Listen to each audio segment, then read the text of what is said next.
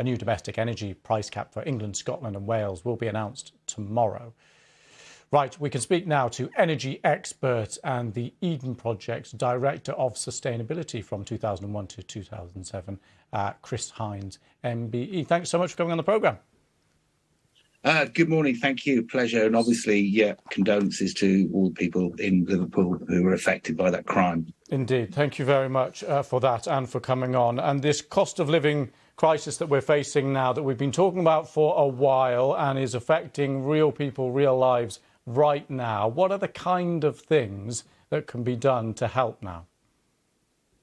For me, it's really serious. It is serious on two levels. One is the cost of living crisis, and it is going to be astronomically really challenging for an awful lot of families and households out there. But also we have a climate crisis coming straight at us. We're in it now. And by taking small actions, we can do our bit. We can help reduce carbon impact, but also reduce the costs of running our homes. And there's some staggering facts. This little bit of research that's out from AO.com today shows that over half of us throw away the manuals that tell us how to use our domestic appliances. And, most of us have no idea. We didn't even read them. So understanding what we've got and how to use it, it's a bit like having a car and not understanding that there's a fifth or a sixth gear in it so that you can actually get more out of your driving. So we're overworking. I just want to jump in there because there was some nervous giggling in my ear from the team behind me when you said people throw away their manuals. I think there's a lot of recognition. But just to be clear, what is the advantage? What do you mean by that? We should flick through them and how would that help? Well, if we read our manuals, then we can find where the eco setting is and we can understand how to use those domestic appliances correctly. And our domestic appliances have changed. They've evolved.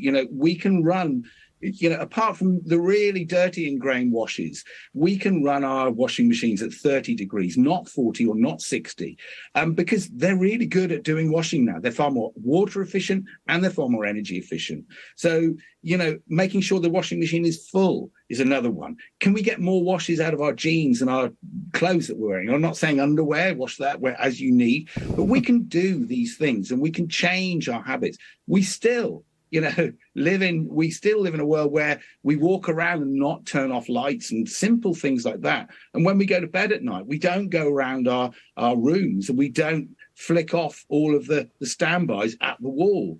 And, again, so you said that kind of stuff is going to make an actual difference. If I, rather than just turning off my TV or whatever, I actually go to the wall and turn off the plug at the wall, it seems like it's such a fractional difference. But does it have an impact? Well, it is fractional, but it is small. But you multiply it up over the millions of us living in this country, and it starts to become a significant, number.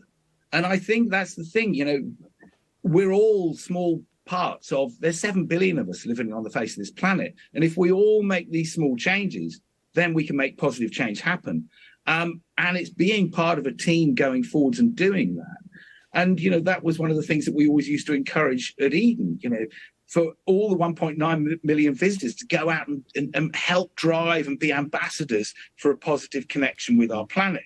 And I think people support that, but at the same time they look at industry of whatever, it requires huge amounts of power, and you just feel a bit like, well, of course I support this, but this is a drop in the ocean compared to energy use elsewhere.